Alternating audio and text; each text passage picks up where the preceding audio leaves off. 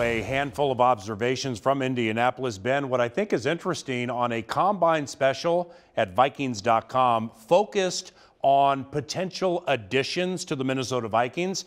A major addition already has taken place. His name is Gary Kubiak. He's the assistant head coach and also offensive advisor. He's been to 7 Super Bowls. He won Super Bowl 50 as head coach of the Denver Broncos. Yeah, and I tell you what, you guys told me that the combine is a place where all the executives and coaches kind of let their hair down a little bit, can be themselves. When we sat down with Mike Zimmer and we talked about Gary Kubiak, he lit up. He looked like a little kid. He was so excited. He was like, hey, the X's and O's portion of it, you get to peel the curtain back to see what these offenses are like. He's like, we can guess as defensive guys what these offenses are like, but to really sit there and look and know and hear about these offenses, he was just like, he was smiling ear to ear. He loves the philosophies, the knowledge, the expertise that he brings. So I think it's a win-win. Boy, we heard a lot of good things about offensive linemen at the 2019 Combine in Indianapolis. Let's begin with Washington State's Andre Dillard.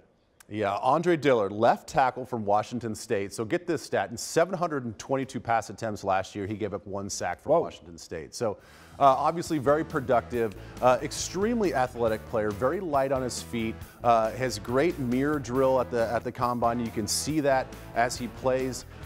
Doesn't play with a ton of punch, but has really strong hands. So like when guys get into him, they're not able to get around him because he can latch on with his hands. Yeah. I love his footwork. He's just a very athletic guy, probably not a road grader type of guy, but if we think that this offensive system is going to be more reach blocking, playing out in space, I think this guy can run block and be a nice fit with the Vikings. Perhaps the steamiest offensive lineman at the 2019 Combine was from North Carolina State. His name, Garrett Bradbury. Outstanding story. Everything measured up well at the Combine for him. He did outstanding in the drills, tested very well from what we understand.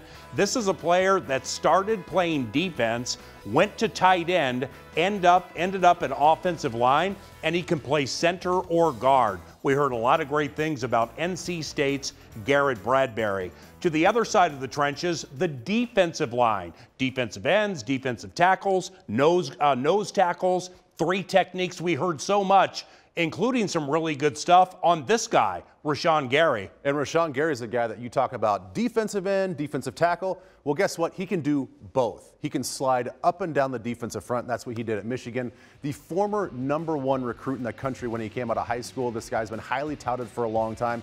A self-proclaimed best player in the draft. Yeah. And at almost 6'5", 280 pounds, the guy is unbelievably quick. He's relentless. He plays with this mentality of getting into the backfield. As an outside rusher, the thing that I saw on tape was I love how strong his counter inside move was with his handwork. He's always fighting to get to the quarterback. And the stats maybe aren't there, but he was getting double teamed a lot, triple teamed, which is why Chase Winovich had such a big year for Michigan. But this guy alone as a player is a versatile player that can slide up and down the line and be disruptive. You speak of versatility. Ed Oliver from Houston. Whoo, did we hear some great things about him.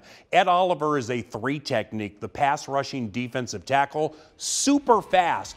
There were some people at the Combine who were saying if there is to be the next Aaron Donald, it could be Ed Oliver. If that's the case, he better go in the top 5, certainly the top 6. Let's go back to the offensive side of the equation and talk about tight ends, beginning with a nice one from Alabama. Yeah, there's going to be a bunch of tight ends that come out. It's 3 top-heavy guys, 2 guys from Iowa and Irv Smith out of Alabama. Now, Irv is a complementary player. He can run block. He can be a guy at the end man on the line of scrimmage. He can be a guy that's an H-back type of guy that can move around the backfield and hit his blocks. That's where I think he's the most important, because he can do that. He can finish his blocks, but he can also catch the football. 7 tight ends last year. That's a team record for Alabama. I don't think that he's the most fluid athlete out there, but he's definitely one of those guys that carries his pads well. He runs faster on the field, and he's really savvy about the top of his routes, breaking those things off. Big Ten fans are very familiar with this guy. His name, Noah Fant. Played at the University of Iowa, runs 4.5, has excellent vertical skills. And from what we were told, when it comes to winning 50-50 battles and trying to bring in tightly contested passes, Noah Fant, absolutely fantastic. Very curious to see where he will be drafted. But like Ben intimated earlier, one of the bigger topics at the 2019 Combine was quarterback Kyler Murray, the Heisman Trophy award-winning quarterback from Oklahoma, and exactly how tall he is and where he'll be drafted. What do you think?